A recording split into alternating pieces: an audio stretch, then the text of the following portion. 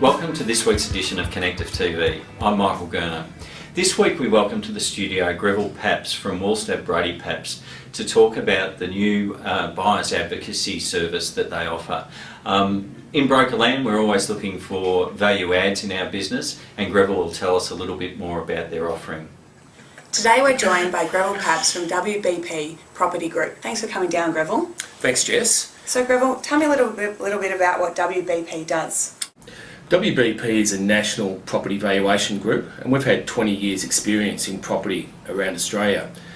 We've also diversified our business into property management, but in the last 18 months we've moved our business into the advice market, the residential advisory advocacy business. So who are your clients?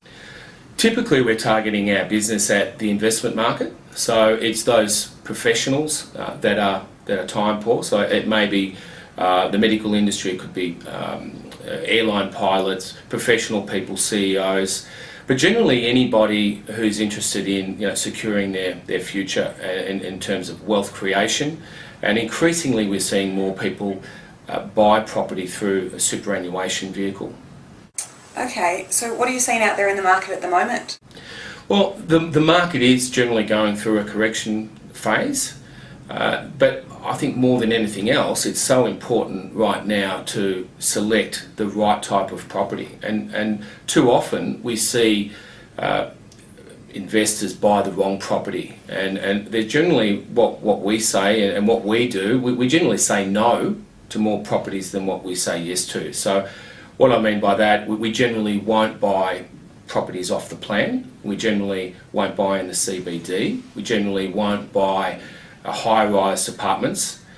We generally won't buy properties that have a financial incentive attached to it, like rental guarantees or stamp duty savings, those sorts of things. So we're all about getting capital growth, and generally that is only 1 or 2% of all the properties that are on the market at any time. That's how tight our selection criteria is. So we go out there to select the best property available for our clients. So Greville, your clients are people who are looking to purchase. Why would a broker engage in a buyer's advocate?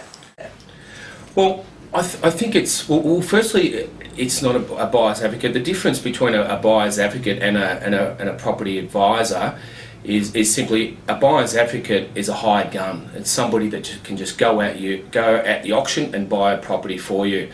A property advisor, which, like what we like to say, we're in the advice business, not the advocate business, is somebody who has expertise in choosing the right property that is going to perform in the future. And so there really is a key difference. But from a broker's point of view, the main thing for a broker, good brokers will realise that if their clients buy good property, in 5 years' time, they know that there's going to be enough equity in that property because it's going to be a performing property.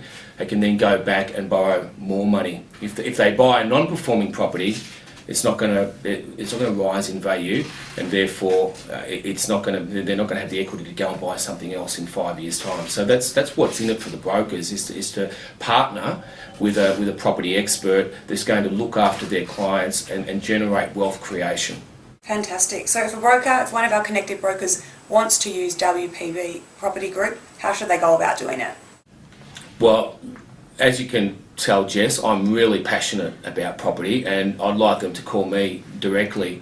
They can call me on my mobile phone directly on 0419 326 361, or they can contact us at WBP Property Group, Greville at wbpproperty.com. And I'm happy to sit down and do a personal consultation with any of Connective's clients. Thanks Greville, that was really informative. And here's Peter Cox with the latest lender updates. Macquarie Bank has announced, in addition to brokers being able to speak to their credit team direct, also has relationship support officers who can assist you.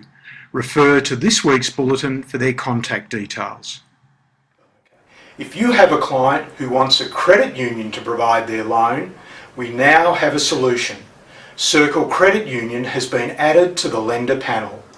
In addition to the renowned credit union service, they have some great product offerings, including a 95% non-genuine savings loan at a very competitive interest rate, and some great rates on low doc loans.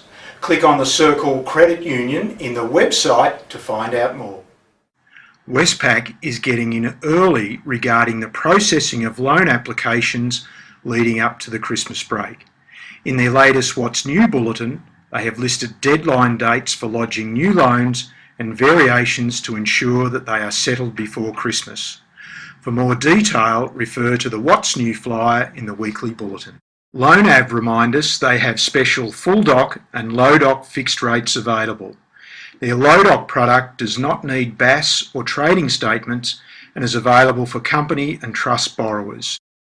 On the interest rate front this week, Homeside reduced the 1 and 2 year fixed rates on their Home Plus range effective 21st of October last. They also announced an increase to their low doc pricing on the Home Plus product range, which will increase by 0.15% for new applications received from the 21st of October. This change is in line with the Home Plus pricing of risk strategy. St George Bank, Bank of Melbourne and Bank SA has extended the Spring Home campaign for the Advantage Package Discount campaign and the basic home loan offer to the 30th of November 2011. ING announced no change to their interest rates this week, and Adelaide Bank has announced a new business rate to 6.89% for their basic Smart Saver and 6.99% for the fully transactional loan with offset. That's Connective TV for this week. Goodbye.